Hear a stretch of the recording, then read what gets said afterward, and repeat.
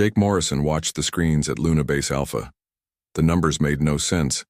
Something big was moving near Neptune, but space radar showed nothing there yesterday. He rubbed his tired eyes and looked again. The readings were still wrong. "Hey, Lisa, come look at this," he called to Dr. Lisa Grant, who was checking equipment nearby. She walked over and stared at the screen. "That can't be right," she said. "Nothing that big should be out there." Jake picked up his radio. "Captain Rodriguez, this is Luna Base. We're getting weird readings from your area. Can you check it out?" Ben Rodriguez was flying patrol in the New Horizon, a small ship that watched for space rocks and other dangers. "Sure thing, Jake. I'm about 2 hours from those coordinates." Lisa frowned at the screen. "Jake, look at this. The mass readings keep getting bigger. It's like something huge just appeared out of nowhere." On Mars, engineer Kate Sullivan was having a normal day at New Shanghai Colony. She was fixing water pumps when her radio crackled to life. "All workers report to stations. We have an emergency. Alert from Earth." Kate dropped her tools and ran to the command center. 200,000 people lived in New Shanghai. If Earth was sending emergency signals, something was very wrong. Captain Rodriguez reached the coordinates near Neptune. What he saw made his blood freeze. Massive ships hung in space like sleeping giants. They were black and smooth with no lights or markings he could understand. The ships were bigger than anything humans had ever built. "Luna Base, this is Rodriguez. You need to see this." He sent video back to Jake and Lisa. Jake's hands shook as he watched the feed. "How many ships are there, Ben?" "I count at least 50. Maybe more hiding behind Neptune. They're not moving, but they're definitely not human." Lisa grabbed Jake's arm. "We need to warn Earth right now." But it was too late. The alien ships moved faster than anything should move. One moment they were near Neptune. The next moment they were shooting past Jupiter. Their weapons fired before Earth's defenses even knew they were coming. Admiral Steve Parker was eating lunch when alarms started screaming throughout Earth Defense Command. He ran to the control room and saw his worst nightmare on the screens. Unknown ships were approaching at impossible speeds. "All defense stations, prepare to fire," he ordered. "Launch everything we have." Earth's missiles and laser cannons fired at the alien ships. The weapons hit their targets but did nothing. The alien ships didn't even slow down. Kate Sullivan was still in the command center on Mars when the first alien ship appeared in the sky above New Shanghai. It was huge and dark, blocking out the sun. She had never seen anything so terrifying. "Everyone to the shelters," someone yelled, but Kate couldn't move. She stared up at the ship and wondered what it wanted. The ship answered her question with fire. Bright beams of energy hit the ground around New Shanghai. Where the beams touched, everything turned to glass. Buildings, vehicles, people, all became smooth, clear glass in seconds. Kate ran as fast as she could, but the beams were everywhere. She dove into a maintenance tunnel just as her work area became glass behind her. The heat was terrible. She could hear people screaming, but the screams stopped quickly. On Earth, the alien ships reached the planet in minutes. They ignored Admiral Parker's weapons and started destroying cities. New York became a crater of melted steel and stone. London disappeared in a flash of light. Tokyo was turned to glass just like parts of Mars. Jake Morrison watched from Luna Base as Earth burned. The planet he grew up on was dying, and there was nothing he could do to stop it. "Jake, we need to leave," Lisa said. "They'll come for the moon bases next." "Where can we go?" Jake asked. "They're destroying everything." Captain Rodriguez was still near Neptune, watching more alien ships appear. "Luna Base, I count over 200 ships now. They're heading toward the inner solar system." Admiral Parker's voice came over the radio, weak and full of static. "All remaining forces fall back to the asteroid belt. Earth Defense Command is gone." The alien ships finished with Earth and Mars in less than 3 days. They moved through the solar system like they owned it, destroying human bases and colonies wherever they found them. The survivors had to hide among asteroids and broken moons. Kate Sullivan was one of the lucky ones pulled from the ruins of Mars. She had burns on her arms and legs, but she was alive. Most people in New Shanghai were not so lucky. The aliens had turned them to glass along with everything else. "Why did they do this?" she asked the rescue workers. "We never did anything to them." Nobody had an answer. The aliens didn't try to talk to humans. They didn't send messages or make demands. They just killed and destroyed everything they found. It was like they thought humans were bugs that needed to be stepped on. Jake Morrison and Lisa Grant escaped Luna Base before the aliens found it. They joined Admiral Parker's small fleet hiding in the asteroid belt. The fleet was mostly civilian ships full of scared refugees. "How many people are left?" Jake asked the Admiral. "Maybe a few million scattered across space," Parker said. "Out of 8 billion on Earth alone." Lisa stared out at the stars. "What do they want from us?" "I don't think they want anything," Parker said. "I think they just want us dead." The aliens set up bases on Earth and Mars. They brought strange machines that dug deep into the planets. Nobody knew what they were looking for, but they were taking something from the worlds they conquered. Captain Rodriguez scouted the edges of the solar system and saw more alien ships arriving every day. "They're not just destroying us," he reported. "They're moving in to stay." In hidden bases throughout the solar system, the remaining humans tried to figure out what to do next. They had lost almost everything, but they were still alive. And, as long as they were alive, they could fight back. The aliens had made one mistake. They thought humans would give up after the first attack. They didn't understand that humans never give up, especially when someone hurts their families. The war was just beginning. 6 months had passed since the aliens destroyed Earth. The planet looked like a graveyard from space. Burned cities stretched across the continents like scars. The aliens had built their own structures where human cities once stood, strange, towers that hummed with unknown energy. Colonel Amy Turner crouched in a cave deep in the Rocky Mountains. She had been a base commander before the invasion. Now she led a group of soldiers and civilians who refused to give up. They lived like animals in the mountains, hiding from alien patrols and searching for food. "We hit their supply convoy yesterday," she told her radio operator. "Killed 12 of them and took their weapons, but we lost 3 good people doing it." The alien weapons were different from anything humans had seen. They fired beams of light that could cut through steel like paper. But they were also heavy and hard to use. Amy's people were learning to fight with them anyway. Dr. Lisa Grant was no longer on a research station. She lived in a hidden lab built inside an old mine shaft. The lab had no windows and smelled like oil and metal. She worked by the light of stolen alien power cells, trying to understand how their technology worked. "Paul, look at this," she said to Paul Mitchell, an engineer who had escaped from NASA. "Their weapons don't work the way ours do. They're not just firing energy, they're doing something to space itself." Paul examined the alien weapon they had taken apart. "It's like they're bending reality to make the beam cut through anything. But look at these parts, they're not perfect. There are flaws in the design." Lisa nodded. "They're so advanced that they got lazy. They never had to make their weapons better because nothing could fight back." Admiral Steve Parker floated in the command center of his ship, the Defiance. It was not a real warship, just a converted cargo hauler with armor welded to its hull. His fleet hid in the asteroid belt, moving from rock to avoid alien scouts. "How many ships do we have now?" he asked Commander Jake Morrison. 43 that can fight," Jake replied. "Maybe 100 more civilian ships. Total population is about 2 million people." Parker looked out at the asteroids. 2 million out of 8 billion. We're all that's left of humanity. "We're not dead yet," Jake said. "And we're getting stronger.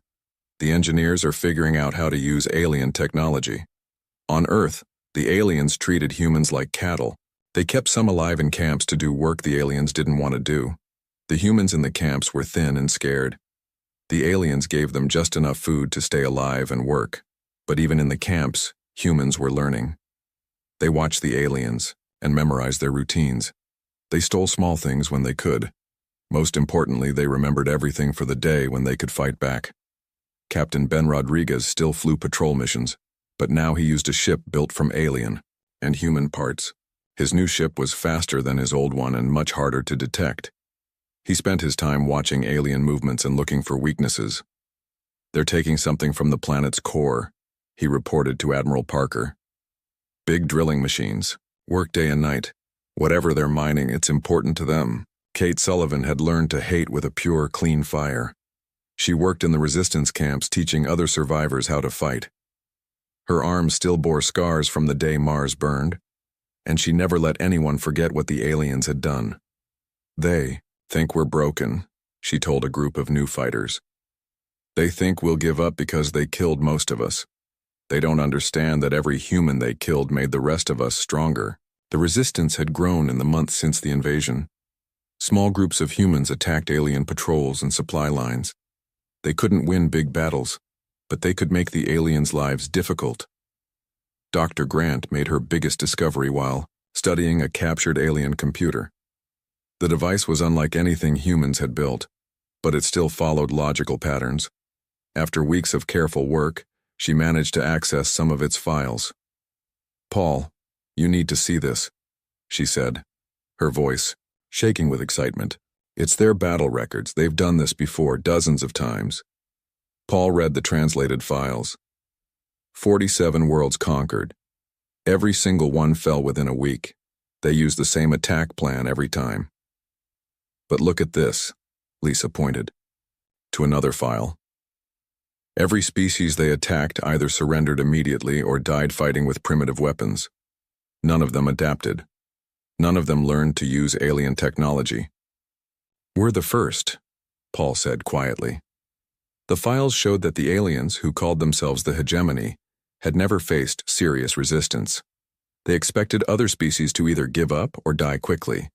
They had no experience fighting an enemy that could learn and adapt. Colonel Turner received the information from Dr. Grant and shared it with other resistance leaders. For the first time since the invasion, humans began to feel hope. "They're not gods," she told her fighters. "They're just another species with better technology, and we're learning to use their technology against them." Admiral Parker began planning what he called the Phoenix Protocol. Instead of trying to rebuild human civilization the way it was, they would build something new. Something designed to fight the hegemony and win. "We can't go back to the way things were," he told his officers. "We have to become something they've never seen before. Something that can beat them at their own game." Jake Morrison worked with Paul Mitchell to design new ships. They combined human engineering with alien technology. But they made improvements the aliens had never thought of. Human ships would have backup systems for their backup systems. They would be able to change their weapons and defenses quickly to meet new threats. "The aliens think in straight lines," Jake explained. "They have one way to do things, and they never change it. We'll have 20 different ways to do everything." Kate Sullivan's fighters captured an alien patrol and learned something important. The aliens were surprised by human resistance. They had expected all humans to be dead or enslaved by now. Their commanders were sending angry messages about the delays in their schedule. "They're frustrated," Kate reported. "They want to move on to the next solar system, but they can't leave while we're still fighting back." Dr. Grant's team made another breakthrough when they learned to disrupt alien communications. The aliens used a network that connected all their forces instantly. When humans jammed the network, alien units became confused and easy to attack. "It's like cutting the phone lines," Lisa explained. "They don't know how to fight when they can't talk to each other." The resistance grew stronger every day. Humans who had been hiding came out to fight. They brought information about alien bases and weak points. More importantly, they brought anger and determination. Paul Mitchell completed work on the first human-built weapon that could penetrate alien armor. It was crude compared to alien technology, but it worked. More importantly, it was built with human ingenuity, using principles the aliens had never considered. "We're not just copying their technology," he told the other engineers. "We're making it better." By the end of the 6th month, the situation had changed. The aliens still controlled Earth and Mars, but they faced constant attacks. Their supply lines were disrupted. Their patrols were ambushed. Their certainty was shaken. Captain Rodriguez intercepted an alien message that made everyone smile. The hegemony commanders were requesting reinforcements. For the first time in their history of conquest, they needed help to finish a war. "They're scared," Rodriguez reported. "They don't understand what's happening to them." Admiral Parker looked at the data from all their operations. Human technology was improving rapidly. Human tactics were becoming more sophisticated. Most importantly, human determination was growing stronger. "We're not the same species they attacked 6 months ago," he said. "We're becoming something new, something they can't understand or predict." The aliens had made a terrible mistake. They thought destroying Earth would break humanity's spirit. Instead, it had forged humanity into a weapon designed for one purpose: making sure the hegemony would never hurt anyone again. The real war was about to begin. 2 years had passed since the aliens first attacked. The war had changed everything. Humans no longer hid in caves and broken ships. They had learned to fight back with weapons that made the aliens nervous. Dr. Lisa Grant stood in her new laboratory, built inside a moving asteroid. The lab was 10 times bigger than her old hideout and filled with equipment that mixed human and alien technology. She watched her team test a new type of shield that could stop alien weapons. "Run the test again," she told her assistant. The shield flickered blue as an alien weapon fired at it. The beam bounced off harmlessly. "It works," her assistant said, with a smile. "Our shields are actually stronger than theirs now." "That's because we improved their design," Lisa replied. "They never thought someone would make their technology better." Paul Mitchell worked in a different part of the asteroid, building weapons that could punch through any alien armor. His workshop looked like a madman's dream, with half-finished devices and glowing power cores scattered everywhere. "Kate, try this one," he said, handing Kate Sullivan a rifle that hummed with energy. Kate aimed at a piece of alien armor and pulled the trigger. The armor exploded into tiny pieces. "How many of these can you build?" she asked. "As many as we need," Paul said. "The aliens taught us how to use their factories. Now we can build better versions of everything they make." Commander Jake Morrison stood on the bridge of humanity's newest warship, the Revenge. The ship looked nothing like the old human vessels. It was sleek and fast, with weapons that could appear and disappear as needed. Most importantly, it could change its shape to meet different threats. "Admiral Parker, we're ready for the mission," Jake reported over the radio. Admiral Parker's voice came back strong and confident.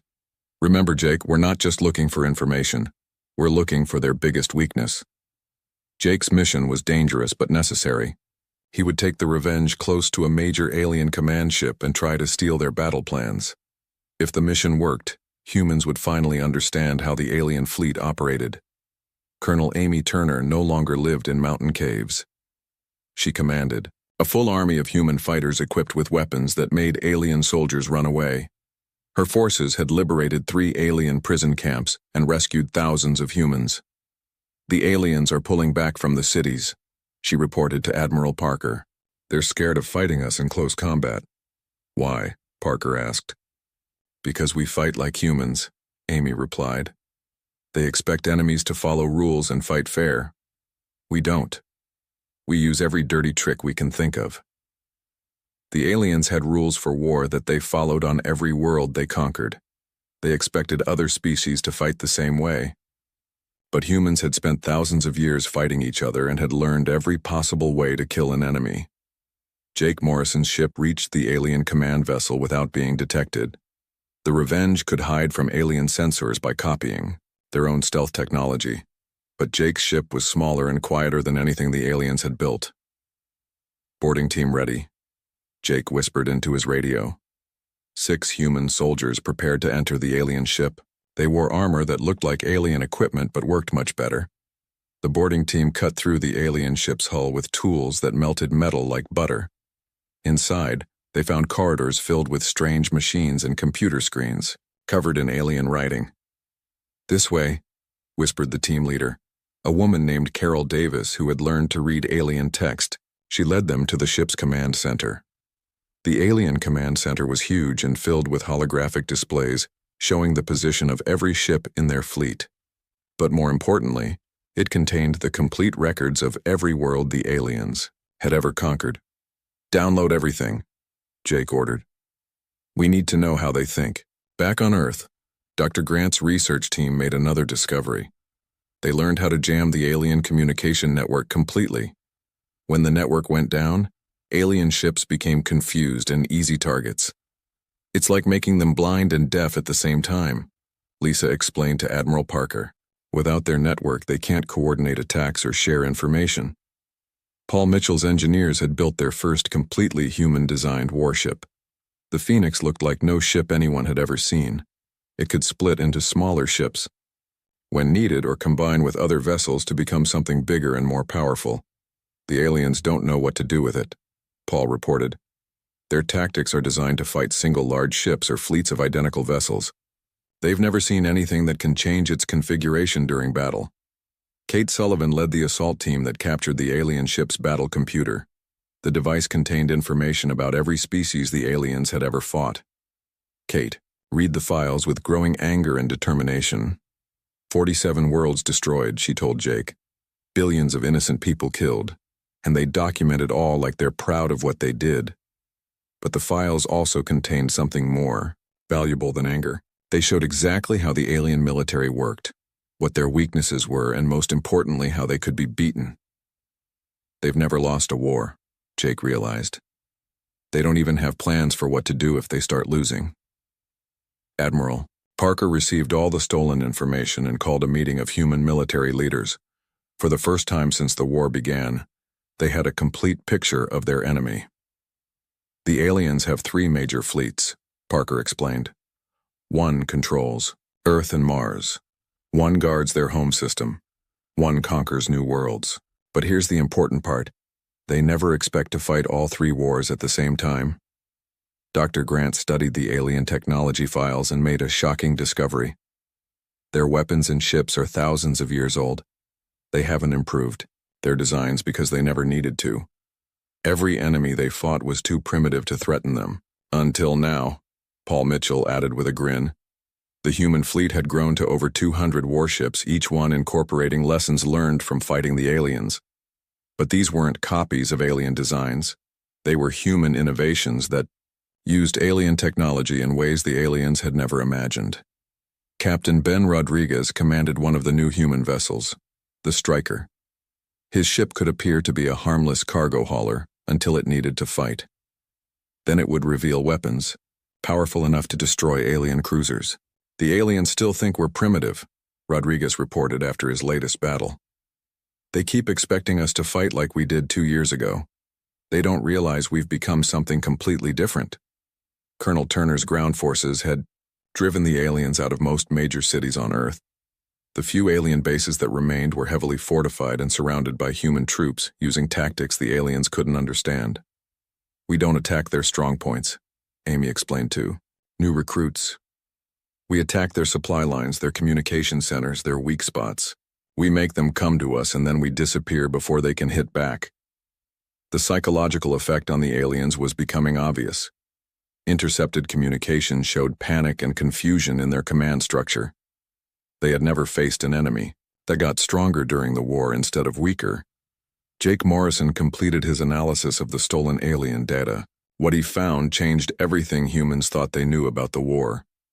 They're not just trying to conquer us, he told Admiral Parker. They're trying to harvest something from Earth's core that they need for their expansion across the galaxy. If we can stop them from getting it, their entire empire will start to collapse. Dr. Grant examined the geological data from the alien files. They're mining a rare element that powers their faster-than-light drives. Earth has more of this element than any world they've ever found. That's why they attacked us first. And that's why they can't afford to lose, Paul Mitchell realized. Without that element, they can't maintain their fleet or conquer new worlds. Admiral Parker smiled for the first time in 2 years. Then we know exactly what we need to do. We don't just need to beat them. We need to make sure they can never threaten anyone again. The human war machine was ready. Ships, weapons, soldiers, and most importantly, the knowledge of how to win. The aliens had created their own worst enemy by attacking Earth first. Soon they would learn what happens when humans decide to end a war permanently. 3 years after the first attack, the war had completely changed. The aliens no longer acted like they were winning. Their ships moved in tight groups, afraid to travel alone. Their communications were full of fear and confusion. Admiral Steve Parker stood on the bridge of his new flagship. The Retribution. The ship was twice the size of any vessel humans had built before the war, but it moved like a fighter craft. Its weapons could punch holes through the strongest alien armor. Target acquired, reported his weapons officer. Alien heavy cruiser, bearing 270. Fire, Parker ordered. The Retribution's main cannon fired a beam that made alien weapons look like toys. The enemy cruiser's shields collapsed instantly. The ship broke apart in a brilliant explosion. That's the fourth one today, the weapons officer said with satisfaction. Parker nodded. Send the message to all ships. Operation Earthrise begins in 1 hour. Colonel Amy Turner crouched in the ruins of what used to be Denver. Around her, 5,000 human fighters prepared for the biggest battle of the ground war. They carried weapons that could melt alien armor and wore armor that could stop alien bullets. Remember, we hit all their bases at the same time, she told her team leaders. They won't be able to help each other, and this time, we don't retreat. The aliens had built their main command center where the city hall used to be. It was a massive tower covered in shields and weapons. But Amy's scouts had found its weakness. The power cables run underground, she explained. Cut the power, and all their fancy defenses shut down. Dr. Lisa Grant watched from her laboratory as human ships prepared for battle across the solar system. Her team had just finished their most important project, a device that could completely shut down the alien communication network. Are you sure this will work? Asked Paul Mitchell. Positive, Lisa replied. Once we turn this on, every alien ship and base will be cut off from their command structure. They'll be fighting blind. Paul smiled. Just like we were 3 years ago. Commander Jake Morrison led a squadron of 12 human fighters toward Mars. His mission was to liberate the Red Planet and rescue any human survivors still trapped there. But first he had to fight through the largest alien fleet in the solar system. Remember, we're faster and smarter than they are, he told his pilots. Use that advantage. The alien ships around Mars were arranged in the same defensive pattern they used on every world they conquered. But Jake had studied their tactics for 3 years. He knew exactly how to break their formation. Attack pattern Phoenix, he ordered. All ships engage. The human fighters split into 4 groups and attacked from different directions. The aliens tried to respond with their standard tactics, but those tactics were designed to fight enemies, who followed predictable patterns. Human ships didn't follow any patterns. They changed direction without warning, appeared where they shouldn't be, and used weapons that worked in ways the aliens couldn't predict. Captain Ben Rodriguez piloted his ship, the Striker, straight through the middle of an alien formation. His ship looked like a harmless transport until it revealed hidden weapons and destroyed 3 enemy vessels before they could react. This is too easy, he radioed to Jake. They're still trying to fight the war like it's 3 years ago. Almodau, Earth, the ground assault began exactly on schedule. Amy Turner's forces struck at alien bases across 6 continents. At the same time, Dr. Grant activated her communication jammer. The effect was immediate and devastating. Alien commanders tried to coordinate their defenses but found their communication networks completely dead. Units that had never operated independently suddenly found themselves alone and confused. All teams report success, Amy's radio operator told her. The aliens are retreating from their outer positions. Amy smiled grimly. They're not retreating. They're panicking. The battle for the main alien command center lasted only 30 minutes. Without their communication network, the alien defenders couldn't coordinate their response. Amy's forces cut through their defenses like a hot knife through butter. Inside the command center, Amy found something that made her angry all over again. The aliens had kept detailed records of every human they had killed, complete with photographs and personal information. They treated it like a game, she told her troops. They were keeping score. But the records also contained valuable intelligence about alien operations throughout the galaxy. Amy transmitted all the information to Admiral Parker's fleet. On Mars, Jake Morrison's squadron had destroyed most of the alien fleet. The remaining alien ships tried to escape, but human vessels were faster and had longer-range weapons. Don't let any of them get away, Jake ordered. We can't have them warning other alien forces. The liberation of Mars revealed the full extent of alien cruelty. They had turned the entire planet into a mining operation, using human prisoners as slave labor. The humans who survived were thin and weak, but their eyes burned with hatred for their captors. Kate Sullivan was among the rescue teams that freed the prison camps. She found children who had never seen the sun, and adults who had forgotten what freedom felt like. "It's over," she told them. "We're taking you home." But Kate knew the war wasn't really over. Not until every alien ship was destroyed and every alien base was captured. Admiral Parker received reports from across the solar system. Every major alien position had fallen. Their fleet was scattered and running. For the first time since the war began, humans controlled their own star system. "Phase 1 complete," he announced to his commanders. "Now we begin Phase 2. Paul Mitchell had been working on new ships designed specifically for hunting alien vessels across interstellar space. These ships were faster than anything the aliens had and could track enemy vessels anywhere in the galaxy. "We're not just going to defend ourselves anymore," he explained to his engineering team. "We're going to hunt them down wherever they are." Dr. Grant's team had cracked the alien computer networks and discovered the locations of every alien base and fleet in known space. The information was shocking in its scope. "They have ships and bases in over 200 star systems," she reported to Admiral Parker. "But here's the important part. They're all connected. If we can cut off their supply lines, the entire network will collapse." Jake Morrison studied the alien fleet positions. "They've spread themselves too thin. They never expected to fight a real war, so they don't have reserves or backup plans." Captain Rodriguez had captured an alien officer during the battle for Mars. Under questioning, the alien revealed something important. "They're trying to evacuate their key personnel," Rodriguez reported. "They know they can't hold the solar system, so they're falling back to their home bases." "Let them run," Admiral Parker said. "We'll follow them there." The psychological impact of losing Earth and Mars sent shockwaves through the alien empire. Intercepted communications showed panic spreading to alien bases hundreds of light years. Away, Colonel Turner found alien emergency plans that revealed their deepest fear. They're terrified that other species will learn about their defeat. If word gets out that humans beat them, it could start rebellions on every world they control. "Then we make sure word gets out," Admiral Parker decided. Kate Sullivan worked with Dr. Grant to broadcast the news of human victory across the galaxy. They used captured alien communication networks to send the message to every world under alien control. "This is Earth calling all enslaved worlds," the broadcast began. "The aliens can be beaten. We are proof. Fight back, and we will help you."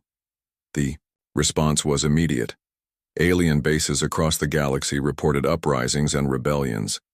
Species that had been enslaved for decades suddenly remembered how to fight. Paul Mitchell's new hunter ships were ready for deployment. Each one carried enough firepower to destroy an entire alien fleet and the speed to catch any enemy vessel. "The aliens taught us everything we needed to know," he told Admiral Parker. "Now we're going to use that knowledge to make sure they never hurt anyone again." Jake Morrison prepared to lead the first human fleet outside the solar system. His mission was simple but important. Find alien bases and destroy them before they could threaten other worlds. "We're not just fighting for Earth anymore," he told his crew. "We're fighting for every species the aliens have hurt." The tide had turned completely. The aliens who once seemed invincible were now running from human ships. Their empire was cracking under pressure from rebellions and human attacks. But Admiral Parker knew the war wasn't over yet. The aliens still had their home fleet and their main bases. The final battle would determine whether humanity would simply survive or become the force that freed the galaxy from alien tyranny. "Prepare the fleet," he ordered. "We're going to finish this war once and for all." 5 years after the first attack, Admiral Steve Parker stood before the largest human fleet ever assembled. 300 warships floated in space around Earth, each one more powerful than anything the aliens had ever built. The ships bore names like Vengeance, Justice, and Never Forget. "Today we end this war," Parker announced to his fleet commanders. "Not just for Earth, but for every world the aliens have destroyed." Commander Jake Morrison commanded the assault wing from his ship, the Final Answer. Behind him flew 50 of humanity's newest hunter-killer vessels. each one designed to track down and destroy alien ships anywhere in the galaxy. "Admiral, we're detecting alien transmissions," reported his communications officer. "They're trying to surrender." Parker's voice came back cold and hard.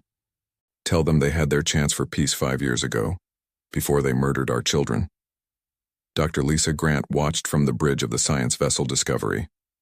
Her team had developed tracking technology that made it impossible for any alien ship to hide. Every enemy vessel in the galaxy showed up on human sensors like a bright star. "We can see all of them now," she reported. 437 ships scattered across 12 star systems. None of them can escape. The final battle began at the alien stronghold near Proxima Centauri. The aliens had gathered their remaining fleet there, hoping to make one last stand. But they faced an enemy they no longer understood. Captain Ben Rodriguez led the first attack wave. His squadron of 20 ships moved like a school of fish, flowing around alien defenses and striking from unexpected angles. "Their tactics haven't changed," he reported. "They're still fighting like we're the same species they attacked 5 years ago." The alien fleet was arranged in the same defensive formation they had used for thousands of years. But human ships didn't fight in formations. They fought like a pack of wolves, working together, but moving independently. Kate Sullivan commanded a boarding force that captured alien ships instead of destroying them. Her soldiers moved through enemy vessels like ghosts, appearing where the aliens least expected them. "We've taken their command ship," she reported. "The alien admiral wants to talk." The alien admiral was tall and thin, with silver skin and large, black eyes. It spoke through a translation device in broken human language. "Why you not accept surrender?" it asked. "War is finished. We leave your space." Parker's face appeared on the screen, his expression showing no mercy. "You don't get to leave. You don't get to do this to someone else." The alien looked confused. "Other species always accept surrender. Always let us leave." "We are not other species," Parker replied. "We're humans." Paul Mitchell's engineering teams had built weapons specifically designed to hunt down fleeing alien ships. The new missile systems could track targets across multiple star systems and strike with enough force to crack a planet. "No alien ship leaves this battle," he told his weapons crews. "If they run, we follow them. If they hide, we find them. If they fight, we destroy them." Colonel Amy Turner led ground forces that captured alien bases across 6 different worlds. Her soldiers moved with precision and determination, showing no mercy to forces that had shown none to human civilians. "Every base we take, we find more evidence of their crimes," she reported. "Mass graves, torture chambers, research labs where they experimented on prisoners. They deserve everything we're doing to them." The battle spread across multiple star systems as human fleets hunted down every alien ship and base. The aliens tried to scatter and hide, but human technology could track them anywhere. Dr. Grant's quantum sensors detected alien ships trying to hide in asteroid fields and behind planets. "There's one trying to escape toward the galactic rim," she reported. "Shall we let it go?" "Negative," came Admiral Parker's immediate response. "Hunt it down." Jake Morrison's ship caught the fleeing alien vessel 3 days later. The alien captain tried to broadcast a surrender, but Morrison's weapons officer had already fired. "Admiral, that was the last one," Morrison reported. "No alien military vessels remain in known space." But the war wasn't quite over. The aliens still controlled their homeworlds and the slaves they had taken from other species. The final phase of the war would free billions of enslaved beings.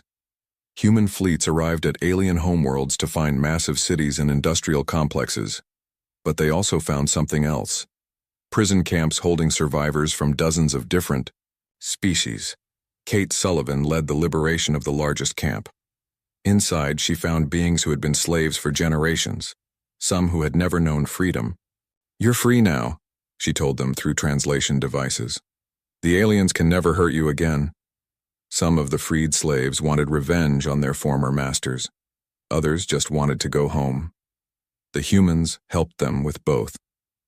Captain Rodriguez established human bases throughout former alien territory. These bases served as both monitoring stations and help centers for liberated worlds. "We're not here to rule you," he told the freed species. "We're here to make sure no one ever enslaves you again." The alien leadership was put on trial for crimes against all sentient life. The evidence was overwhelming. Recorded massacres, planned genocides, and industrial-scale slavery spanning thousands of years. Admiral Parker read the final verdict to the last alien commanders. "You are guilty of genocide against 47 species. The sentence is death." But simply winning the war wasn't enough for humanity. They had learned that the galaxy was full of predator species who viewed weaker races as prey. Something had to be done to prevent future genocides. Dr. Grant's team developed a monitoring network that could detect aggressive military buildups anywhere in the galaxy. If any species started preparing for conquest, humanity would know about it. Immediately, Paul Mitchell designed a new class of warship called Peacekeepers. These ships could cross the galaxy in days and carried enough firepower to stop any aggressor force. "We're not conquering anyone," he explained to representatives from liberated worlds. "We're making sure no one can conquer anyone else." Human fleets took up positions throughout the galaxy. Any species that showed signs of aggressive expansion found human ships appearing in their space within days. The message was always the same. You have two choices: live in peace with your neighbors, or face the consequences. Most species chose peace. A few tried to test human resolve and learned painful lessons about human determination. Colonel Turner established training programs to help liberated species defend themselves. "We won't always be here," she told them. "You need to be strong, enough to protect yourselves." Jake Morrison, now an admiral himself, commanded the newest human fleet from his flagship, the Unbroken Spirit. His ships patrolled the outer galaxy, looking for new threats and protecting developing civilizations. 10 years after Earth's liberation, he stood on his ship's observation deck, looking out at the stars. The galaxy was a different place now. Wars of conquest had become almost impossible because humanity was always watching. "Captain, we're receiving a distress call from the Vega system," reported his communications officer. "Unknown ships are attacking a peaceful colony. Set course for Vega," Jake ordered. "Maximum speed." As his ship jumped to faster-than-light speed, Jake thought about the alien admiral's words from years ago. Other species had always accepted surrender and let aggressors escape to attack again. But humans were different. When someone hurt innocent people, humans made sure it never happened again. The Unbroken Spirit dropped out of hyperspace near Vega to find 3 alien ships bombarding a defenseless planet. The ships were not from any species Jake recognized, but their intentions were clear. "Unknown vessels. This is Admiral Morrison of the human fleet," he broadcast. "Cease your attack immediately and withdraw from this system." The alien ships ignored the warning and continued firing at the planet below. Jake nodded to his weapons officer. "Destroy them." 3 minutes later, the alien ships were debris floating in space. The planet below was safe, and another potential genocide had been stopped before it could begin. "Admiral, should we investigate who sent them?" asked his first officer. "Yes," Jake replied, "and when we find out, we pay them a visit they'll never forget." The galaxy had learned a hard lesson. There was a new rule now, enforced by beings who had survived their own near extinction and sworn it would never happen to anyone else. Attack innocent people, and humans would find you. Try to conquer peaceful worlds, and human fleets would appear to stop you. Commit genocide, and humans would make sure your species remembered the consequences for generations. Jake Morrison looked out at the stars and smiled. The aliens had struck Earth first, thinking humans were weak and helpless. They had been very, very wrong. The USS Frontier drifted silently through the darkness of space, its silver hull gleaming under the light of distant stars. Commander John Reeves stood on the bridge, his hands clasped behind his back as he stared at the massive view screen.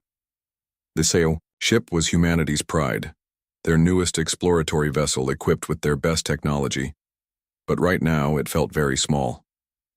"Axilian fleet detected, sir. Multiple vessels. Count is 73 and rising," Lieutenant Carol Mason reported from her station. Her voice remained professional, but Reeves heard the slight tremor in it. "Steady, Lieutenant. We knew they were a significant power," Reeves said. He straightened his blue uniform and took a deep breath. This is a diplomatic mission. First, contact with the Axilian Confederation will establish humanity's standing in this sector. The crew worked quietly at their stations as the frontier approached the meeting coordinates. This was only humanity's sixth first contact scenario since developing faster-than-light travel 30 years ago. Most species they had encountered were either pre-space flight or had only small exploratory programs. The Axilians were different, a true interstellar power with territory spanning dozens of systems. "They're hailing us, Commander," said communications specialist Alan Peters, his fingers moving quickly across his console. "On screen," Reeves ordered, squaring his shoulders. The view screen flickered, and the bridge crew saw their first Axilian. The alien was tall, nearly 7 feet, with a body covered in what looked like translucent crystal plates that shifted colors as it moved. Its 4 eyes, arranged in a diamond pattern, studied the humans with clear intelligence. "I am Admiral Krovex of the Axilian Confederation," the alien said, its voice translated through the ship's computer with a metallic echo. "You have entered Axilian-controlled space." Reeves stepped forward. "Admiral Krovex, I am Commander John Reeves of the United Earth Government vessel USS Frontier. We come with peaceful intentions to establish diplomatic relations between our peoples." The Axilian's crystal plates shifted to a deep purple. The computer had not yet cataloged Axilian expressions, but the tone that followed made the meaning clear. "This is your diplomatic vessel?" Krovex asked, the translation carrying unmistakable amusement. "Just one ship?" "The Frontier is our primary exploratory vessel," Reeves explained. "Earth's policy is to make initial contact with minimal presence to avoid appearing threatening." The alien made a sound that the translator didn't catch, but it sounded like laughter. Several other Axilians had appeared in the background of the transmission, their crystal plates also shifting to purple as they examined the humans. "Very considerate," Krovex said. "Though unnecessary. Your vessel's capabilities have already been scanned. Your weapon systems are primitive. Your defensive capabilities would not withstand even our smallest patrol craft." Reeves felt his jaw tighten but maintained his diplomatic smile. "We come to talk, not to compare military strength. Yet strength is the foundation of all meaningful diplomacy," the Admiral replied. "We will allow your vessel to dock with our command ship. You may present your diplomatic proposals in person." The screen went dark before Reeves could respond. "Well, that went well," Mason muttered. "They scanned us without permission," Security Chief Frank Doyle said, checking his readings. "That's a violation of contact protocols." Reeves nodded. "They don't seem concerned with protocol. Prepare the diplomatic team. Full records of everything. We need to learn as much about them as we can while revealing as little as possible about Earth." 3 hours later, Reeves led a small team through the docking tube connecting the Frontier to the massive Axilian command vessel. The alien ship dwarfed their own, stretching nearly 2 kilometers from end to end. Its crystal-like exterior reminded Reeves of the beings themselves, beautiful but cold and hard. The diplomatic team included Lieutenant Mason, Dr. Patrick Lee, their xenobiologist, and 2 security officers who carried no visible weapons as a show of trust. They were met by a delegation of Axilians, each standing at least a foot taller than the tallest human. Their crystal exoskeletons clicked softly as they moved. "The humans are smaller than reports suggested," one Axilian said to another, clearly not caring if they heard. Admiral Krovex stepped forward. Up close, the Admiral was even more imposing, with crystal plates that shimmered between deep blue and violet. "Welcome aboard the Dominance. I am curious about your species. Our records show you have only recently achieved faster-than-light capability." 28 Earth years ago, Reeves confirmed. "We've been exploring cautiously since then." "Very cautiously," Krovex said. "Our intelligence suggests your total fleet numbers fewer than 50 vessels. Is this accurate?" Mason shot Reeves a warning glance. This was not a diplomatic question, but an intelligence-gathering one. "We maintain enough ships for our current needs," Reeves answered carefully. "The United Earth government focuses on sustainable growth rather than rapid expansion." This prompted more of the untranslated sounds that seemed to be laughter. The Exilian admiral gestured for them to follow into a large chamber with a circular table at its center. The walls displayed star maps showing vast regions marked in colors that presumably denoted Exilian territory. "Your diplomatic position interests me," Krovex said once they were seated.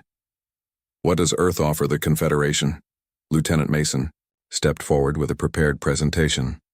"Earth proposes open trade routes, cultural exchange, and mutual non-aggression agreements as a foundation for—" "Non-aggression?" interrupted an Exilian wearing elaborate crystal ornaments. "With a species possessing a single exploratory vessel and a defense fleet smaller than our border patrol?" Mason kept her composure. "Size isn't everything, Counselor. Humanity values quality over quantity."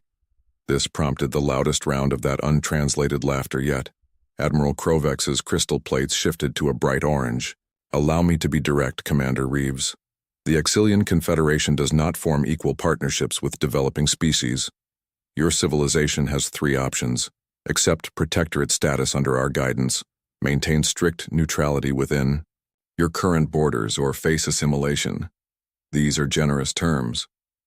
Reeves felt his face grow warm but maintained his diplomatic tone. "Admiral, Earth is not seeking protection. We propose equal recognition under galactic law." "Equal?" Krovex stood suddenly towering over the seated humans. "Your species has barely left its solar system. Your technology is centuries behind ours. Your fleet is tiny and primitive. What equality can exist between us?" Before Reeves could answer, alarms sounded throughout the Exilian ship. An officer rushed into the chamber, crystal plates flashing rapid colors. "Report," Krovex demanded. "Border dispute with the Trillari. 3 systems away. They've deployed a battle group." The officer reported. Krovex turned to the humans. "This meeting is concluded. Return to your vessel. You have 1 standard galactic cycle to deliver Earth's answer: protectorate status or strict neutrality. Those are your viable options." As they were escorted back to their ship, Alan Peters discreetly activated his personal scanner, capturing as much data as possible from the Exilian systems they passed. Once safely aboard the Frontier and departing from the Exilian fleet, the team gathered in the secure briefing room. "They're not taking us seriously," Mason said, frustration evident in her voice. "That might work to our advantage," Reeves replied quietly. "Peters, what did you find?" The communications specialist connected his scanner to the ship's computer. "I intercepted several transmissions. They're planning to move into the Proxima and Tau Ceti systems regardless of our answer. Those are within our claimed border zones." Reeves nodded slowly, a slight smile forming. "They see our visible fleet and think they know our strength. Should we warn them?" Dr. Lee asked. "No," Reeves said, looking at the retreating image of the massive Exilian fleet on the monitor. "Earth has maintained the appearance of a minor power for a reason. Let them keep thinking our fleet is tiny and primitive. They'll learn the truth soon enough." The Frontier accelerated to FTL speed, racing back toward Earth with urgent news. Behind them, the Exilian fleet continued their operations, completely unaware of what humanity truly had waiting in the shadows. The Earth Security Council chamber was silent as Commander John Reeves finished his report. 12 men and women sat around the circular table, their faces showing various degrees of concern and, surprisingly to Reeves, some slight smiles. The chamber was deep underground in the Colorado complex, its walls displaying real-time data from across human space. Fleet Admiral Susan Morgan spoke first. She was a tall woman with short gray hair and eyes that missed nothing. "So the Exilians found our visible fleet unimpressive." "Yes, Admiral," Reeves replied. "They openly mocked our capabilities." Admiral Krovex laughed at the suggestion of equal diplomatic standing. "Perfect," Morgan said, her smile growing. Several council members nodded in agreement. Reeves blinked in surprise. "Perfect, Admiral?" "You did well, Commander." Morgan stood and walked to the central display. "Computer activate Ghost Shield protocols. Authorization Morgan 7 Delta 9. The displays around the room changed. The star map shifted to show not just the small, fleet of exploration and defense vessels that the public and alien civilizations knew about, but thousands of stealth ships positioned strategically throughout human-controlled space and beyond. For those new to the Council, Morgan explained, what Commander Reeves experienced was exactly what we've been working toward for the past 20 years. After the Mars colony crisis showed us how dangerous space could be, humanity made a choice. Not to build the biggest or most obvious fleet, but the smartest one. Chief Engineer Paul Wright, a stocky man with bushy eyebrows, tapped his tablet. The display zoomed in on one of the ghost ships. Unlike the bulky, visible vessels like the Frontier, these ships were sleek, angular, and nearly invisible to standard detection systems. The QDT system, quantum displacement technology, bends light and sensor readings around our ghost fleet, Wright explained. The Axilians scanned the Frontier thoroughly, but their sensors would have passed right through our stealth vessels without registering anything. We have 3,427 combat-ready vessels they know nothing about. Reeves stared at the display in amazement. He had known about the classified stealth program, but had no idea of its true scale. 3,000 ships, plus support craft and automated platforms, Wright added with obvious pride. Intelligence Director Diane Harris, a slender woman with calculating eyes, stepped forward. Commander, your encounter confirmed what we've suspected about the Axilians.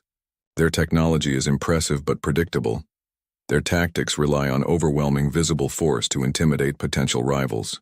She brought up detailed scans of the Axilian vessels that Peters had secretly obtained during their visit. Their crystalline hull structures are their pride, but also their weakness. Our phase disruptors can shatter those structures with minimal energy expenditure. And their rigid command structure means they're slow to adapt to unexpected threats. Admiral Morgan returned to her seat. The Axilians saw exactly what we wanted them to see. A young, naive species with limited capabilities. Their underestimation of us is our greatest advantage. But they're planning to move into our border systems, Reeves pointed out. Proxima and Tau Ceti are colonized. There are thousands of human lives at risk. Which is why we're accelerating Operation Ghost Shield, Morgan said firmly. The Council has voted unanimously. We will send a small, visible diplomatic fleet to meet with the Axilians again, a fleet they will continue to find unimpressive. Meanwhile, Fleet Commander Kevin Rodriguez will position our Ghost Fleet for rapid response. Commander Rodriguez stood. He was a compact man with intense eyes and a reputation as humanity's finest tactical mind. My teams are ready, Admiral. Ghost Fleet Alpha will move into position around Proxima and Tau Ceti systems immediately. Beta and Gamma fleets will establish a containment perimeter. If the Axilians make a hostile move, they'll find themselves surrounded. The Council members nodded in approval. Morgan turned back to Reeves. Commander, your first contact mission was successful in ways the Axilians don't understand. You showed them exactly the right face of humanity, cautious, diplomatic, and seemingly limited. Now we need you to help us reveal our true capabilities, but only when the moment is right. Reeves felt a mixture of pride and concern. What's my role in the next phase, Admiral? You'll accompany me on the diplomatic mission, Morgan said. I want you there when the Axilians realize their mistake. After the Council meeting adjourned, Reeves found himself in the observation deck overlooking the massive underground shipyard. Here, hidden from orbital scans, the ghost ships were constructed and deployed through an elaborate tunnel system that led to underwater launch facilities in the Pacific Ocean. He watched as a new stealth destroyer was being prepared for launch, its dark hull absorbing light rather than reflecting it. The ship bore no visible weapons, but Reeves knew its integrated phase cannons could emerge from seeming nowhere when needed. Impressive, isn't it? Lieutenant Carol Mason stepped up beside him. I've served on the diplomatic corps for 7 years and I still get chills seeing them. I had no idea we had so many, Reeves admitted. The Frontier felt so alone out there. You were never alone, Mason said. There were 3 ghost ships shadowing us during the entire Axilian meeting, standard procedure for all first contact missions. Reeves raised his eyebrows. 3 ships? That close to the Axilian fleet? Close enough to destroy their command vessel in seconds if they had tried to harm the Frontier, Mason confirmed. That's why I wasn't as nervous as I might have seemed. I knew our guardian angels were watching. They stood in silence for a moment, watching the activity below. The Exilians aren't bad people, Mason finally said, just arrogant. They believe size and visible strength are everything. It clouds their judgment. A dangerous weakness, Reeves observed. One we're counting on, came Admiral Morgan's voice as she joined them at the window. Throughout Earth's history, the truly dangerous predators were rarely the largest or most obvious. They were the ones that struck from the shadows, with precision and perfect timing. She handed Reeves a data tablet with his new orders. We depart for the rendezvous in 12 hours. Our visible diplomatic fleet will consist of just 5 ships, the minimum needed to make this look like a serious effort on our part. And behind us? Reeves asked. Morgan's smile was cold and confident. The largest combat fleet humanity has ever deployed. 3,000 ships that will remain invisible until the exact moment their sudden appearance will have the greatest psychological impact. The Exilians called our fleet tiny, Mason said softly. And so it appears, Morgan agreed. That's the beauty of it all. They're not wrong about what they saw. They're wrong about what they didn't see. She turned to face both officers. Time to teach them that the most dangerous predator is the one you never noticed was hunting you. As they looked out over the hidden fleet below, Reeves felt a chill run down his spine. The Exilians had no idea what was coming. They had mocked humanity's tiny fleet, never suspecting that what they saw was merely the tip of a very large, very deadly iceberg. The small human diplomatic fleet moved slowly through space toward the designated meeting point in the Proxima system. Just 5 ships, arranged in a standard formation, with the command vessel USS Guardian in the center.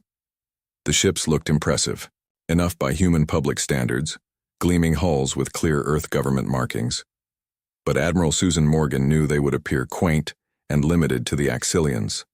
That was exactly the point. On the bridge of the Guardian, Morgan stood, with her hands clasped behind her back, watching the main view screen as it displayed the approaching Exilian armada. This time they had brought over 100 ships, their crystalline hulls catching the light of the nearby star and breaking it into rainbow patterns. They've brought more ships than last time, Commander John Reeves observed from his position beside her. Trying to intimidate us further. Morgan smiled slightly. And yet they have no idea that they're currently surrounded by over 300 human stealth vessels. She tapped her earpiece. Status report, Commander Rodriguez? The voice that replied was calm and confident. Ghost fleet in position? Admiral. Alpha Wing has full coverage around the meeting point. Beta and Gamma Wings are positioned at strategic exit vectors. The Exilians have detected nothing. Maintain stealth protocols until my signal, Morgan ordered. Yes, Admiral. Waiting for your command. The communications officer turned in her chair. Admiral, we're being hailed by the Exilian command ship. On screen, Morgan said, straightening her uniform. The view screen switched to show Admiral Krovex, his crystalline plates shifting in what they now recognized as amusement or possibly contempt. Admiral Morgan of Earth, he said, the translation carrying his mocking tone. I see you've brought your diplomatic fleet. 5 small vessels. How appropriate. Morgan gave a respectful nod. Admiral Krovex, the United Earth government takes these discussions seriously. We've come to respond to your proposals and offer alternatives. Krovex's 4 eyes blinked in sequence. There are no alternatives, Admiral. As I explained to Commander Reeves, your options are protectorate status, strict neutrality within your current borders, or consequences. Have you reached a decision? We have much to discuss, Morgan replied. Permission to dock with your command vessel to continue negotiations. The Exilian made that untranslated sound that resembled laughter. By all means. Perhaps seeing more of our capabilities will help Earth understand its position in the galactic hierarchy. The screen went dark, and Morgan turned to her bridge. Crew. Begin docking procedures. Lieutenant Garcia, maintain secure link with Ghost Fleet Command. Yes, Admiral, replied Tactical Officer Michelle Garcia, a young officer with sharp eyes and quick hands. Secure channel established and encrypted. 2 hours later, Morgan led a small delegation aboard the Exilian command ship. The diplomatic team included Reeves, Science Officer Richard Blackwood, and 2 security officers. The Axilian vessel was even larger than the one Reeves had visited before, its interior cavernous and lined with the same crystalline material as the Axilians' bodies. Admiral Krovex met them in a grand hall filled with other high-ranking Axilians. They towered over the humans, their postures radiating confidence and superiority. "Welcome aboard the Supremacy," Krovex said, his translator now perfectly conveying his condescending tone. "I trust your journey was uneventful. Your vessels appear to struggle with standard cruising speeds." "We arrived exactly when we intended to, Admiral," Morgan replied with a pleasant smile. "Earth vessels are optimized for efficiency rather than show." This prompted more of the untranslated laughter from several Axilians. One of them, wearing elaborate decorations on its crystal plates, spoke loudly enough for all to hear. "Perhaps we should offer them our outdated engines as part of their protectorate benefits." Morgan maintained her diplomatic demeanor as they were led to a large meeting chamber. The walls displayed star maps showing Axilian territory, with human-controlled systems highlighted in a different color. Reeves noticed that the highlighted area now included Proxima and Tau Ceti, systems that were clearly within human borders. The negotiations began with Krovex restating the Axilian position. Morgan listened attentively, asking occasional questions that made her appear concerned and possibly willing to compromise. Science Officer Blackwood took extensive notes on his tablet, sometimes showing it to Morgan with a worried expression. "If I may," Blackwood interrupted during a discussion of resource sharing, "I need to clarify Earth's position on certain technologies." He fumbled with his tablet, appearing nervous. "Our terraforming advances, for instance, are still considered highly classified." Several Axilian officers shifted their attention immediately. Krovex's crystal plates changed to a deep gold color. "Terraforming?" he asked, his tone suddenly less mocking. "Your species has developed effective planetary modification technology?" Blackwood looked alarmed as if he had said too much. I shouldn't have mentioned that. Please disregard." "No, please continue," Krovex urged. "This is precisely the kind of technological exchange that would benefit a human-Axilian partnership." Morgan gave Blackwood a reproachful look that was entirely for show. "Officer Blackwood, we have not yet decided to share those developments." The meeting continued, but the Axilians' demeanor had subtly changed. They were still condescending, but there was new interest in their questions. During a brief recess, Morgan and her team huddled in a corner of the chamber. "They took the bait," Blackwood whispered. "They believe we have advanced terraforming technology they could use." Morgan nodded slightly. "Good work. They're recalculating our value now." "Lieutenant Garcia, status update from the fleet?" Garcia checked her secure communicator. "Ghost Fleet reports all systems green. Commander Rodriguez says they're ready on your signal." "Excellent," Morgan said. "Now for Phase 2. When we return to the table, I'll begin to show reluctance about their terms. Reeves, you'll support me, but hint that Earth might be willing to compromise for the right assurances." The negotiations resumed, and as planned, Morgan began to show signs of hesitation. "Admiral Krovex, while Earth respects the Axilian Confederation's position in the galaxy, we cannot accept protectorate status. Our people value their independence too highly." Krovex's crystal plates shifted to a deep red. "Then you choose strict neutrality? Be aware that this limits your expansion significantly." He gestured to the star map where Proxima and Tau Ceti were highlighted. "These systems, for instance, would be part of the neutral zone buffer. Those systems are within Earth's established borders," Reeves pointed out. "They contain human colonies with thousands of inhabitants. Perhaps a special arrangement could be made," another Axilian suggested, "in exchange for technological cooperation on matters such as terraforming." Morgan appeared to consider this.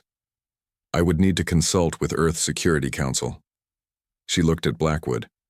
"How extensive are our terraforming capabilities in your professional assessment?" Blackwood hesitated, then said, "We've successfully modified 3 previously uninhabitable planets in our home system alone." This was a carefully crafted lie, but the Axilians' reaction was immediate. Their crystal plates shifted to various, bright colors, and they began speaking rapidly among themselves in their native language. Morgan's communicator chimed softly. She checked it and nodded to Garcia, who whispered, "Ghost Fleet confirms all Axilian defensive systems are focused on our visible ships. None have detected our stealth vessels." Morgan took a deep breath. The moment had come. She stood, drawing the attention of all Axilians in the room. "Admiral Krovex," she said, her voice now carrying a new authority. "Before we continue these negotiations, there's something about humanity that you should understand." Krovex tilted his head. "And what might that be, Admiral?" Morgan smiled, all pretense of submission gone from her face. "Perhaps you should have looked more carefully at what you couldn't see." Admiral Morgan pressed a small button on her wrist communicator.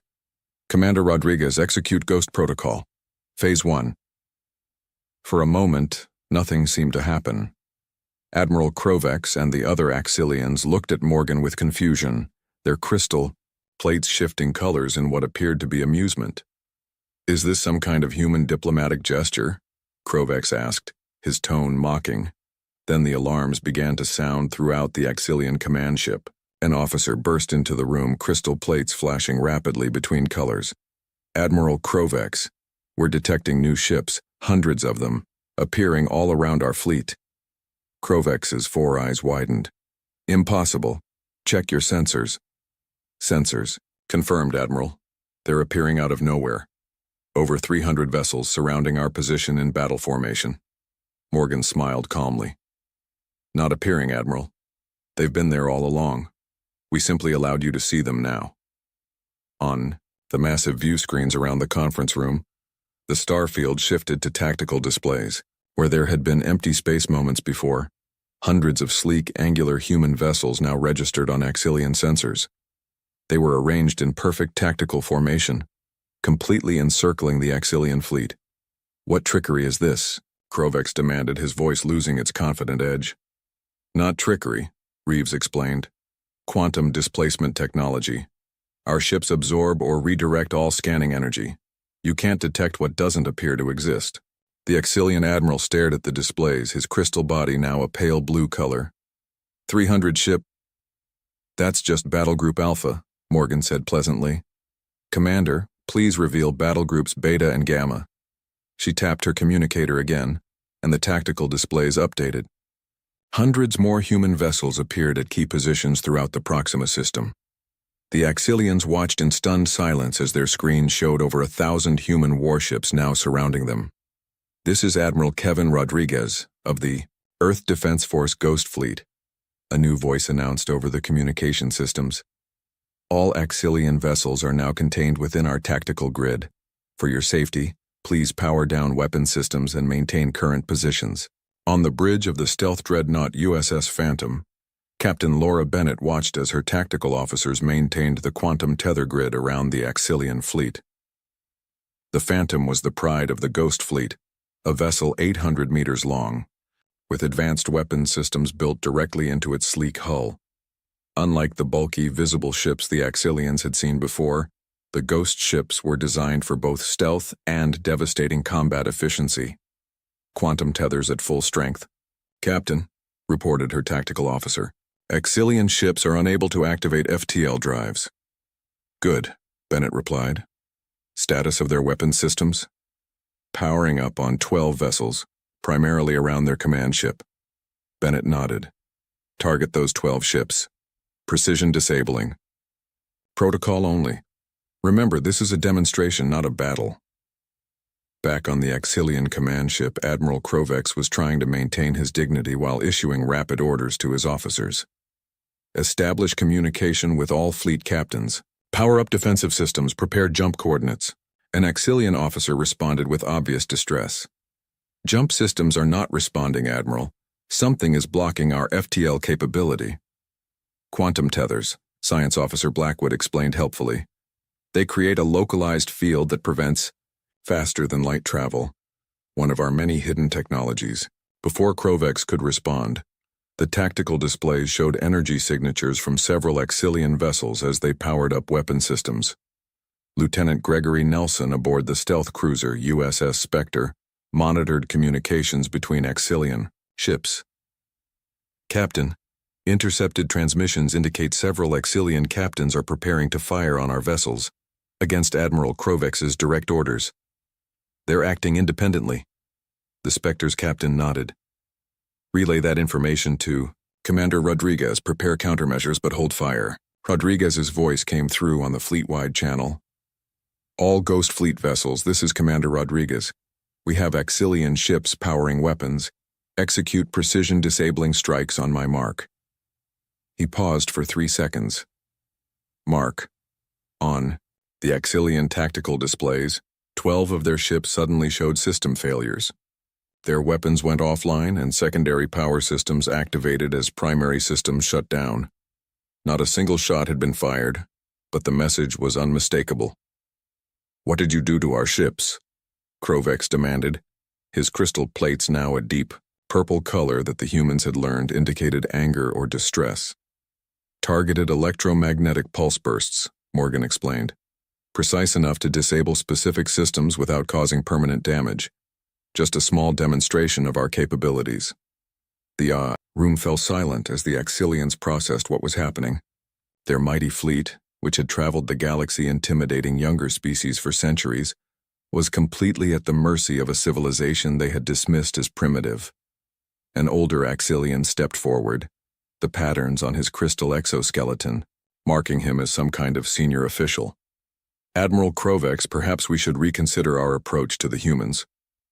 Krovex's plates shifted through several colors before settling on a dull gray. Admiral Morgan, it seems we have misunderstood your species' technological development. A common mistake, Morgan replied.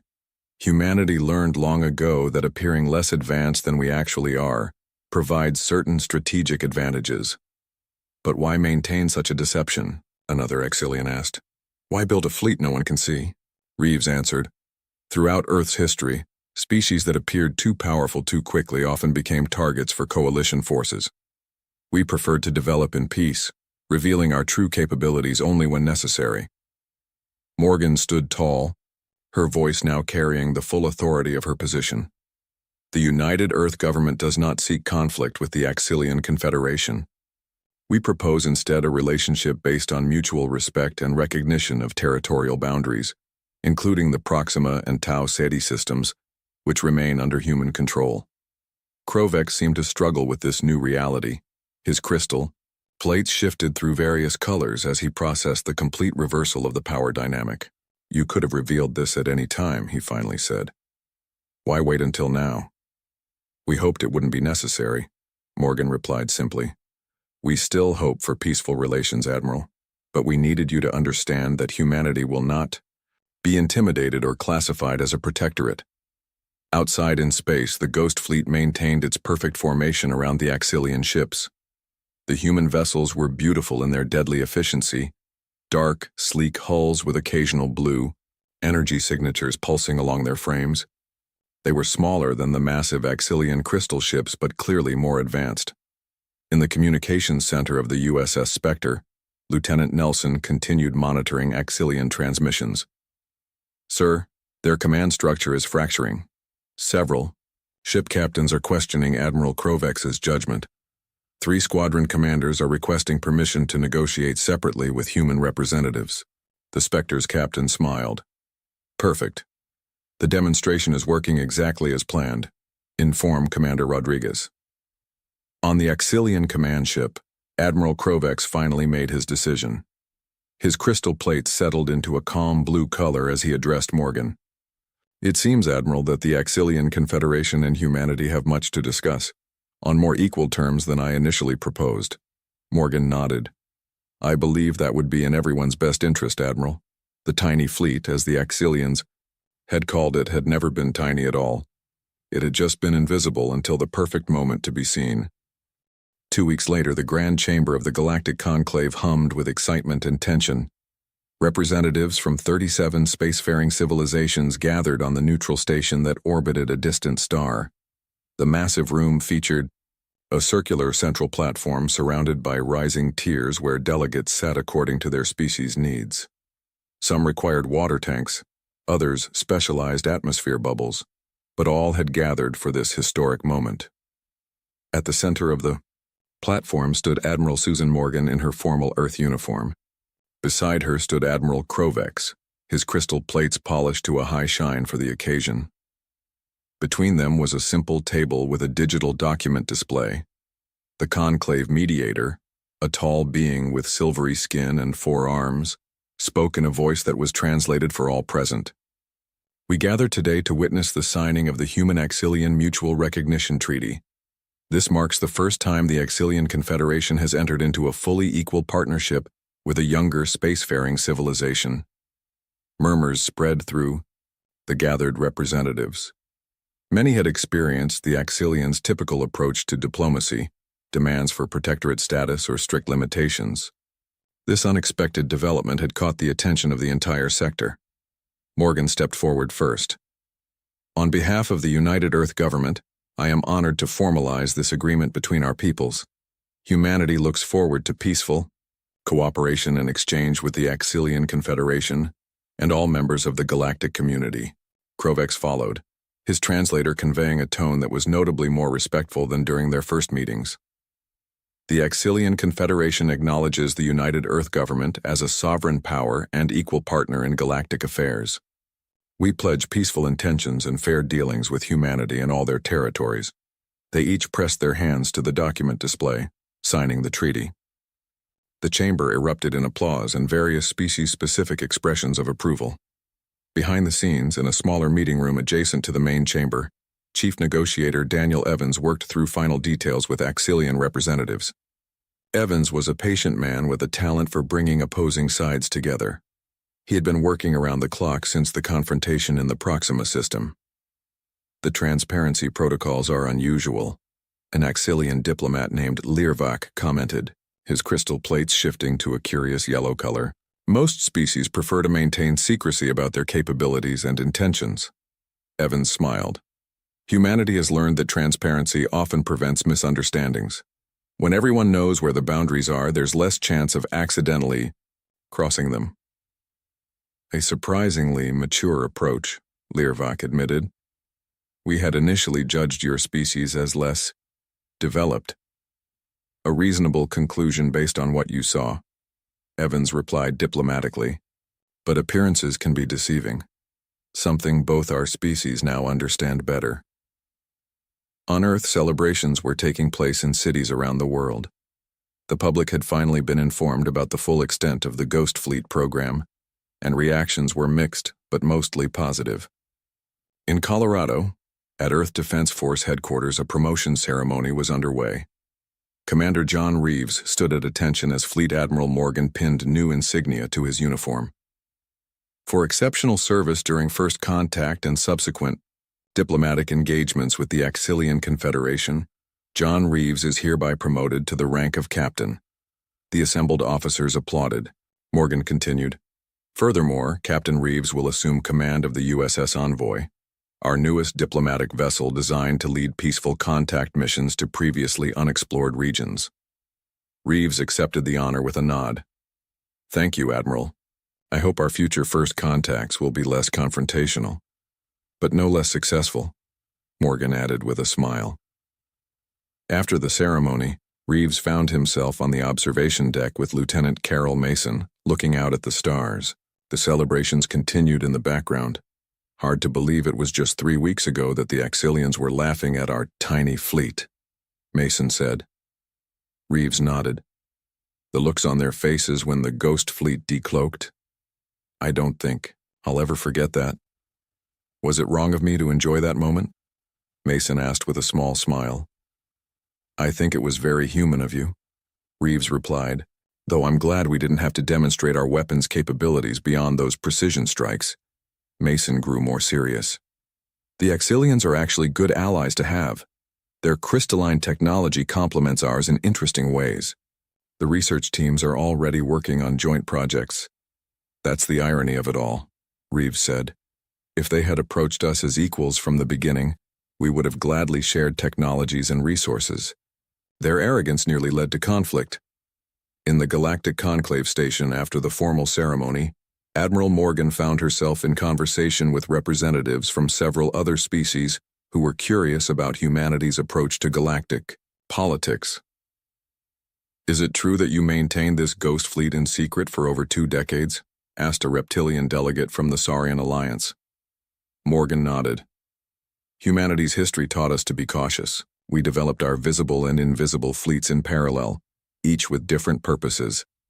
A wise strategy," commented a delegate from the ancient Doranian collective, though unusual for such a young species. Most rushed to display their strength. "We preferred to be underestimated," Morgan explained. "It provided us time to develop without becoming targets or being drawn into conflicts we weren't ready for." Back in Earth orbit, the new diplomatic vessel USS Envoy underwent final preparations for its maiden voyage. Unlike the purely utilitarian designs of the Ghost Fleet or the deliberately ordinary appearance of the earlier diplomatic vessels, the Envoy represented a new philosophy. The ship was beautiful, sleek and advanced-looking, with portions of its hull transparent to show the eye technology within. It carried minimal weapons, all clearly visible rather than hidden. It was a statement. Humanity no longer needed to hide its capabilities. Captain Reeves walked through the ship's corridors, examining the final preparations. Science Officer Blackwood joined him, carrying a tablet with mission parameters. "Our first assignment is to make contact with the Tellarites in the Vega system," Blackwood explained. "Intelligence suggests they're an artistic species with moderate technological development." "Any specific protocols?" Reeves asked. "Just one," Blackwood replied with a smile. "Full transparency. No hidden ships, no secret capabilities. We approach exactly as we are." "That will be a nice change," Reeves admitted. In Washington, D.C., Earth, Government President Nancy Clark addressed the United Earth Council in a speech that was broadcast across human space. "The events in the Proxima system mark a turning point in humanity's journey among the stars," she said. "For decades, we maintained the appearance of a minor power while building our true capabilities in secret. That era of necessary caution has served its purpose." She gestured toward the windows where orbital platforms could be seen in the distance. "Our strength has never been in the size of our fleet, but in our ingenuity, our strategic foresight, and our understanding that true power lies not in intimidation, but in being perpetually underestimated, until the moment that mistake becomes clear." The council chambers erupted in applause. Across the galaxy, intelligence agencies from dozens of civilizations were frantically updating their files on humanity. The species once catalogued as newly spacefaring with limited capabilities was now recognized as one of the most technologically sophisticated and tactically brilliant civilizations in the quadrant. On the Axilian homeworld, at the prestigious War College, instructors added a new case study to their curriculum: the human deception strategy. Young Axilian officers would study for generations how a supposedly minor species had completely outmaneuvered the Confederation's finest commanders. Admiral Krovex, now serving as the Axilian ambassador to Earth, stood on the balcony of the YAI new embassy in Geneva. His crystal plates shifted to a thoughtful blue as he watched humans going about their daily lives below. "They seem so ordinary," he said to his aide. "It is difficult to believe they orchestrated such an elaborate strategic deception." "That, Ambassador," his aide replied, "is precisely why it worked so well. The tiny fleet, as it turned out, had never been tiny at all. It had simply been waiting for the right moment to show its true nature, and in doing so, had changed humanity's place in the galaxy forever."